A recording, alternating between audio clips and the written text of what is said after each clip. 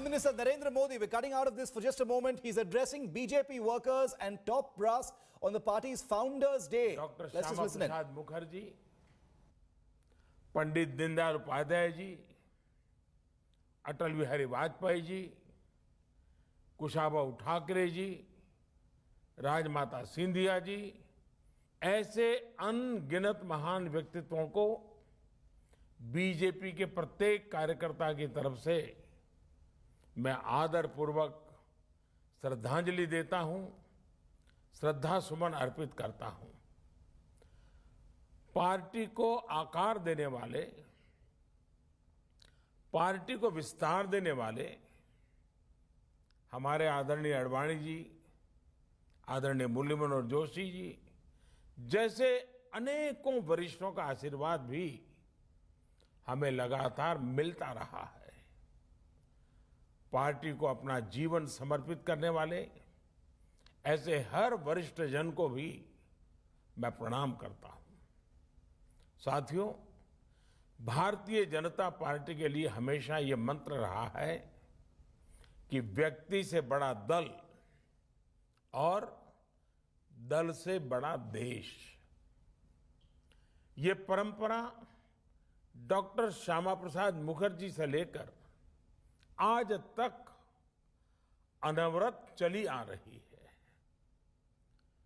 Doctor Shyama Prasad Mukherjee के बलिदान की शक्ति है कि हम वो स्वप्न पूरा कर पाए। आर्टिकल 370 हटाकर कश्मीर को संवैधानिक अधिकार दे पाए। हम सभी ने देखा है कि कैसे अटल जी ने एक वोट से सरकार गिरना स्वीकार कर लिया, लेकिन पार्टी के आदर्शों से समझौता नहीं किया। आपातकाल में लोकतंत्र की रक्षा के लिए हमारे कार्यकर्ताओं ने कैसे कैसे कष्ट सहे, लोकतांत्रिक नैतिकता के कैसे कैसे उदाहरण दिए। हमारे देश में राजनीतिक स्वार्थ के लिए दलों के टूटने के अनेकों उदाहरण हैं, लेकिन देश हित में लोकतंत्र के लिए दल के विलय की घटनाएं शायद ही कहीं नजर मिलेगी। भारतीय जनसंघ ने ये करके दिखाया था। जनसंघ से लेकर अभी तक ये तपस्या हमारे कार्यकर्ताओं के लिए बहुत बड़ी प्रेरणा है। साथियों, पिछले साल कोरोना ने पूरे देश के सामने एक अभूतपूर्व संकट खड़ा कर दिया था। तब आप सब अपना सुख दुख भूलकर देशवासियों की सेवा में लगे रहे। आपने सेवा ही संगठन का संकल्प लिया और उसके लिए आप डटे रहे, लगे रहे और लोगों की सेवा करते रहे। जो काम आप गांव-गांव में, शहरों में कर रहे थे, घर घर पहुंच रहे थे, वैसा ही कुछ काम अंत्योदय की प्रेरणा से भाजपा की सरकारें, चाहे केंद्र हो या राज्य हो, अपना दायित्व निभाती रही। गरीब कल्याण योजना से लेकर वंदे भारत मिशन तक हमारे सेवा भाव को देश ने महसूस किया है। यही नहीं, इसी संकट काल में देश ने नए भारत का खाका खींचा और आत्मनिर्भर भारत अभियान शुरू किया। आज आत्मनिर्भर भारत अभियान गांव गरीब का, किसान का, मजदूर का, दलित का, वंचित का, महिलाओं का, युवाओं का, हर किसी का स्वयं का एक प्रकार से अभियान बन गया है। आज भाजपा से गांव गरीब का जुड़ाव इसलिए बढ़ रहा है क्योंकि आज वो पहली बार अंत्योदय को साकार होते देख रहा है। 21वीं सदी में जिन युवाओं ने जन्म लिया है वे आज भारतीय जनता पार्टी के साथ है, भाजपा की नीतियां, भाजपा के प्रयासों के साथ है। साथियों, गांधी जी कहते थे कि निर्णय और योजनाएं वो हों जो समाज की आखिरी पंक्ति में खड़े व्यक्ति तक लाभ पहुंचाए। गांधी जी की उसी मूल भावना को चरितार्थ करने के लिए हमने अथक प्रयास किया है। लास्ट माइल डिलीवरी हमारे यहां कहा जाता था, लेकिन आज देश का सामान्य मानवी लास्ट माइल डिलीवरी को साक्षात अनुभव कर रहा है। देश के हर गरीब के पास बैंक अकाउंट हो, देश के हर गरीब के पास पक्की छत हो, देश के हर गरीब को शौचालय की सुविधा मिले, हर रसोई में गैस कनेक्शन हो, हर घर में बिजली कनेक्शन हो, हर गरीब को इलाज की सुविधा हो, हर गांव में ऑप्टिकल फाइबर हो। ऐसी अनगिनत बातें जो समाज के आखिरी व्यक्ति हो या देश का आखिरी इलाका हो, इसके लिए भाजपा सरकारें चाहे केंद्र हो या राज्य में हो, हम सब मिलकर के दिन रात मेहनत की है, अपने लक्ष्यों को पाकर दिखाया है। और इन निर्णयों को, इन योजनाओं के शुरू करने के पीछे सबसे बड़ी वजह यही है कि हम संगठन में रहते हुए भी ऐसे ही कार्य करते करते करते आगे बढ़ रहे हैं। इसलिए जब सरकार में आते हैं तो और तेज गति से इस दिशा में काम करते हैं।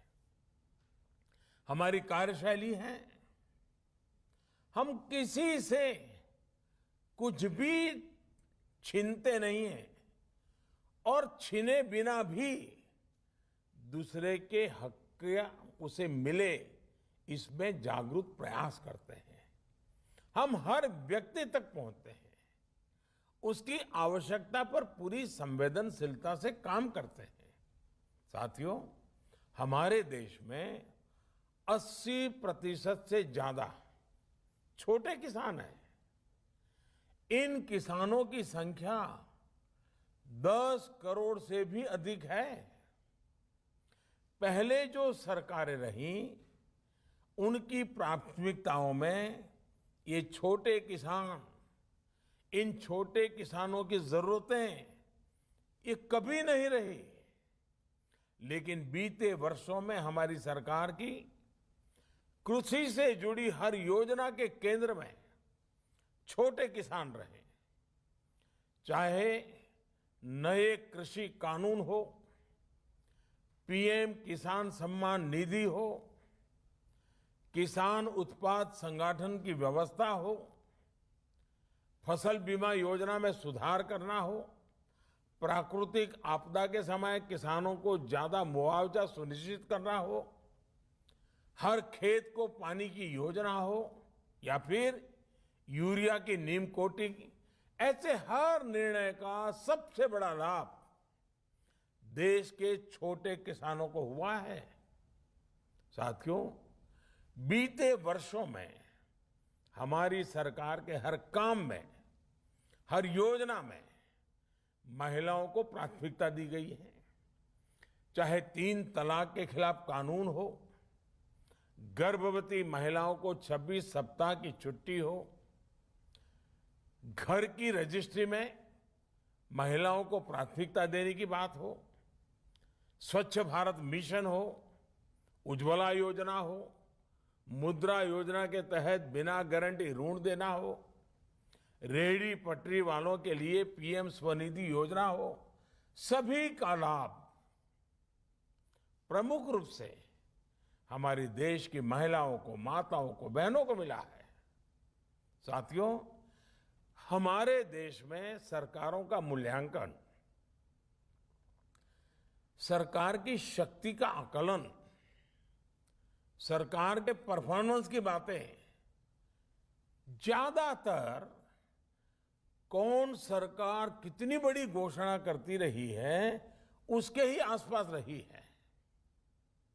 लेकिन पहली बार ये मानदंड बदल रहे हैं, अवधारणा बदली है। हमारी सरकार का मूल्यांकन उसके डिलीवरी सिस्टम से हो रहा है। नीतियां भी, नियत भी और आखिरी इंसान तक उस निर्णय को पहुंचाना, उस सुविधा को पहुंचाना, हकदार को हक पहुंचाना, ये हमारी सरकार की विशेषता रही है। ये देश में सरकारों के कामकाज का नया मूल मंत्र रहा है। बावजूद इसके दुर्भाग्य ये है कि भाजपा अगर चुनाव जीते तो इसे चुनाव जीतने की मशीन कहा जाता है, लेकिन दूसरे जब चुनाव जीतते हैं तो पार्टी की वाहवाही, नेताओं की वाहवाही, न जाने क्या क्या कहा जाता है। इस तरह के दो मापदंड हम देख रहे हैं। जो लोग कहते हैं कि बीजेपी चुनाव जीतने की मशीन है, वो एक प्रकार से भारत के लोकतंत्र की जो परिपक्वता है उसको समझ ही नहीं पाते। वो भारत के नागरिकों की जो सूझबूझ है उसका आकलन ही नहीं कर पाते हैं। वो उनके समझ के परे हैं। वो भारत के नागरिकों की आशा, अपेक्षाएं और उनके सपनों उसे कभी भी समझ नहीं पाते हैं। सच्चाई ये है कि बीजेपी चुनाव जीतने की मशीन नहीं, देश और देशवासियों का दिल जीतने वाला एक अविरल, अनवरत अभियान है। हम 5 साल तक ईमानदारी से जनता की सेवा करते हैं। सरकार में हो तब, सरकार में न हो तब, हर परिस्थिति में हम जनता से जुड़े रहते हैं, जनता के लिए जीते रहते हैं। और सच्चाई ये है कि हम कभी गर्व नहीं करते कि हमारा दल जीता। हम हमेशा इस बात का गर्व करते हैं कि देश के लोगों ने हमें जिताया।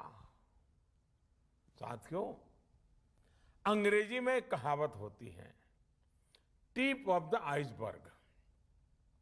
हमारी पार्टी में भी एक टिप ऑफ द आइसबर्ग है। ये अखबारों में, टीवी पर दिखता है, लेकिन इनकी संख्या बहुत ज्यादा नहीं है। लेकिन एक बहुत बड़ी संख्या जो नजर नहीं आती है, भाजपा के उन कार्यकर्ताओं की है जो आमतौर पर दिखाई नहीं देती हैं, लेकिन वो जमीन पर रह करके काम करती है। ये भाजपा को ताकत देते हैं, जनता के बीच काम करते हुए संगठन की शक्ति को और बढ़ाते हैं। अपने जीवन से, अपने आचरण से, अपने प्रयासों से वो जनता का दिल जीतने का काम अविरत करते रहते हैं। इन्हीं के प्रयासों से आज भाजपा दुनिया की सबसे बड़ी पार्टी है। आज आम जनमानस ने ये महसूस करता है कि भाजपा सरकार का मतलब है राष्ट्र निर्माण के लिए सही नीति, साफ नियत और सटीक निर्णय। भाजपा आने का मतलब है राष्ट्र प्रथम, नेशन फर्स्ट। भाजपा आने का मतलब है देश हित से समझौता नहीं, देश की सुरक्षा सर्वोपरि। भाजपा आने का मतलब है वंशवाद, परिवारवाद की राजनीति से मुक्ति। भाजपा आने का मतलब है योग्यता को अवसर। भाजपा आने का मतलब है पारदर्शिता, गुड गवर्नेंस। भाजपा यानी सबका साथ, सबका विकास, सबका विश्वास। आज भाजपा भारत की विविधता की, अनेकता में एकता की प्रतीक बन गई है। हम हर क्षेत्र, हर भाषा, हर संप्रदाय और हर देशवासी को जोड़कर आगे बढ़ रहे हैं। आज भाजपा से गरीब भी जुड़ा है, मध्यम वर्ग भी हमारे साथ है। हम शहर में भी हैं और गांव में भी है। बीजेपी आज नेशनल इंटरेस्ट की भी पार्टी है और क्षेत्रीय आकांक्षाओं की भी पार्टी है। साथियों, हमारे जो संस्कार है, हम राजनीतिक छुआछूत में विश्वास नहीं करते हैं। इसलिए हम सरदार पटेल को समर्पित स्टैच्यू ऑफ यूनिटी बनाकर गर्व महसूस करते हैं। इसलिए हम बाबा साहब आम्बेडकर के लिए पंचतीर्थ का निर्माण कर गर्व करते हैं। हम खुले दिल से भाजपा के घोर विरोधी रहे व्यक्तियों का भी सम्मान करते हैं, उन्हें सम्मान देते हैं। भारत रत्न से लेकर पद्म पुरस्कार इसका उदाहरण है। पद्म पुरस्कारों में हमने जो बदलाव किए हैं वो तो अपने आप में पूरी एक गाथा है। वो तस्वीर कौन भूल सकता है और उस तस्वीर को देख करके कौन भावुक नहीं हो सकता था। जब पैर में जूते नहीं होते हैं और कोई वृद्ध मां राष्ट्रपति के हाथों सम्मान प्राप्त करती है, ऐसा हम कैसे कर पाते हैं। अननोन लोगों को, जिनके कार्य को पहचानना और इतने बड़े सम्मान से उनको जोड़ना, क्योंकि हम जड़ों से जुड़े रहते हैं, क्योंकि हम जमीन से जुड़े रहते हैं। पद्म पुरस्कार सरकार का निर्णय तो है ही, लेकिन इस निर्णय के पीछे भाजपा की कार्यशैली और भाजपा के संस्कार है। साथियों, ये भाजपा ही है जहां कार्यकर्ता अपना तन, मन, धन देकर पार्टी की सेवा करते हैं। सैकड़ों कार्यकर्ता पार्टी के लिए अपना बलिदान दे चुके हैं। सैकड़ों कार्यकर्ताओं को मौत के घाट उतार दिया गया है। केरल और पश्चिम बंगाल जैसे राज्यों में हमारे कार्यकर्ताओं को धमकियां दी जाती हैं, उन पर हमले होते हैं, उनके परिवार पर हमले होते हैं, लेकिन देश के लिए जीना मरना, एक विचारधारा को लेकर के अड़े रहना, डटे रहना, यही तो भारतीय जनता पार्टी के कार्यकर्ता की विशेषता है। वहीं दूसरी तरफ वंशवाद और परिवारवाद का हश्र भी 21वीं सदी का भारत देख रहा है। स्थानीय आकांक्षाओं के सहारे जो स्थानीय पार्टियां खड़ी हुई, बाद में वो भी एक परिवार की, एक दो लोगों की पार्टियां बनकर रह गई। नतीजा आज सामने है। ऐसी पार्टियों ने जो नकली सेकुलरिज्म का नकाब पहन रखा था, वो भी उतरना शुरू हो गया है।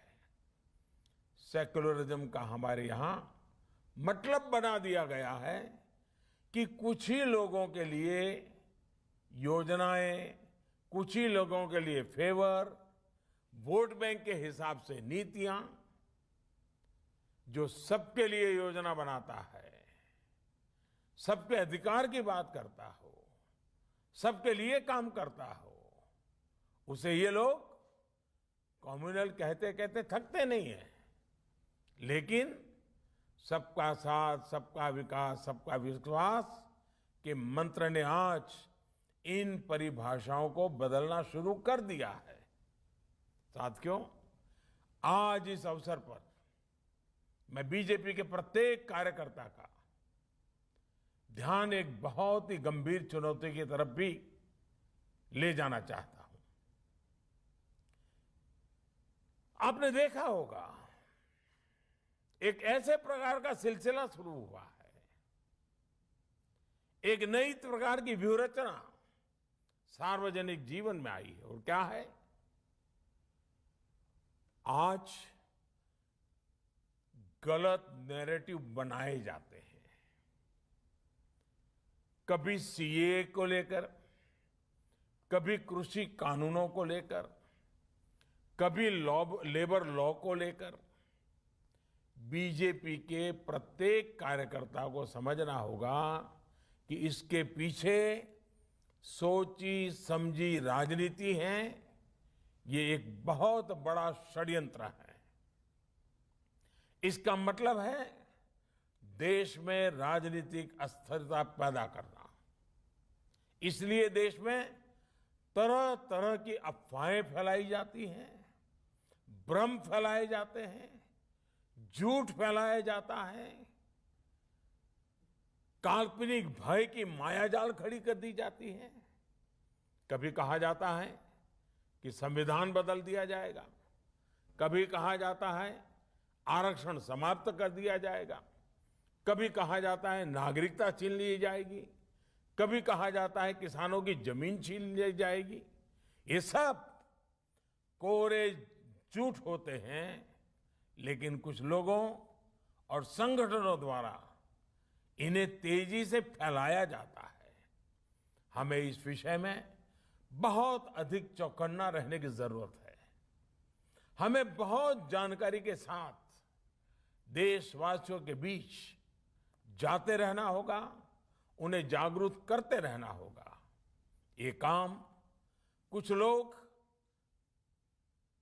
जो ये अफवाहें फैलाने का काम करते हैं, नैरेटिव बदलने का काम करते हैं, काल्पनिक भय खड़ा करते हैं, ये जो कुछ लोग हैं, ज्यादातर तो वो हैं जो अपनी पराजय को स्वीकार न कर पाने की वजह से करते रहते हैं।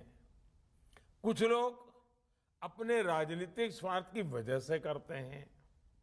कुछ लोगों की भाजपा से जन्मजात दुश्मनी है, इसलिए करते हैं। लेकिन ये लोग ऐसे कार्य कर रहे हैं जो देश को बहुत लंबे समय तक नुकसान पहुंचाएगा। इसलिए बीजेपी के हर कार्यकर्ता को सतर्क रहना है। इन लोगों की सच्चाई से देश की जनता को सावधान करते रहना होगा। साथियों, हमारे शास्त्रों में कहा गया है, भवन्ति नम्राः तरव फल उद्यमय। अर्थात जब फल आते हैं तो वृक्ष झुक जाते हैं। यही मंत्र हमारे संगठन और पार्टी का भी है। हमें सत्ता सफलता के साथ और नम्र होते रहना है, और नम्र होना है, और सरल होना है। हमारे लिए सफलता का अर्थ है नए संकल्पों की शुरुआत। हम कैसे देश के लिए कुछ नया कर सकते हैं, कैसे देश के प्रयासों का हिस्सा बन सकते हैं, इस दिशा में लगातार सोचना है। साथियों, आज जब देश आजादी के 75 साल पूरे करने जा रहा है, तो हमारी ये जिम्मेदारी और भी बड़ी हो जाती है। हमें अमृत महोत्सव को भी देश के प्रत्येक नागरिक तक लेकर जाना है। हर नागरिक को जोड़ना है। आजादी का अमृत महोत्सव अगले 25 वर्षों के लिए देश के लक्ष्य तय करने का अवसर भी है। देश के इन लक्ष्यों को पूरा करने में बहुत बड़ी भूमिका भाजपा, उसके कोटि कोटि कार्यकर्ता, उन्होंने विशेष रूप से निभानी ही चाहिए। इसलिए हमें भी अपने अगले 25 वर्षों के लिए लक्ष्य निर्धारित करने हैं, व्यक्तिगत भी और पार्टी की इकाई के लिए भी। हमारी पार्टी के भविष्य को, इन लक्ष्यों को पूरा करने की बड़ी जिम्मेदारी हमारे युवा कार्यकर्ताओं पर होगी। साथियों, भारत का जन जन और देश का कण कण हमारे लिए पवित्र है। उनकी सेवा हमारे लिए राष्ट्र सेवा है। सत्ता हमारे लिए इस पवित्र राष्ट्र सेवा का एक माध्यम है। पद हमारे लिए परिश्रम की पराकाष्ठा करने का दायित्व है। और हमारे लिए भाजपा कार्यकर्ता होना सिर्फ 2 शब्द नहीं है, ये हमारा जीवन मंत्र है। साथियों, अपनी बात समाप्त करने से पहले एक और बात आप सभी को पता है कि कल शाम को, यानी कि 7 अप्रैल को शाम 7 बजे मैं परीक्षा पे चर्चा करूंगा। आप सभी इस चर्चा का हिस्सा बने। याद रखिए, 7 अप्रैल शाम 7 बजे। और मैं चाहूंगा अधिक से अधिक परिवार, अधिक से अधिक विद्यार्थी मित्र इस संवाद में जरूर जुड़े और उनसे भी मुझे कुछ फीडबैक मिले। आप भी अपने सुझाव भेजिए ताकि ये परीक्षा पे चर्चा और समृद्ध होती रहे, हमारी नई पीढ़ी को ये बातें कुछ काम आती रहें, उसमें मुझे आपकी मदद मिल जाएगी। साथियों, आप सभी स्वस्थ रहें, प्रसन्न रहें, इसी तरह देश सेवा करते रहें। इसी विश्वास, इसी शुभकामना के साथ फिर एक बार आज भारतीय जनता पार्टी के स्थापना दिवस पर बहुत बहुत शुभकामनाएं देते हुए आप सबको बहुत बहुत धन्यवाद।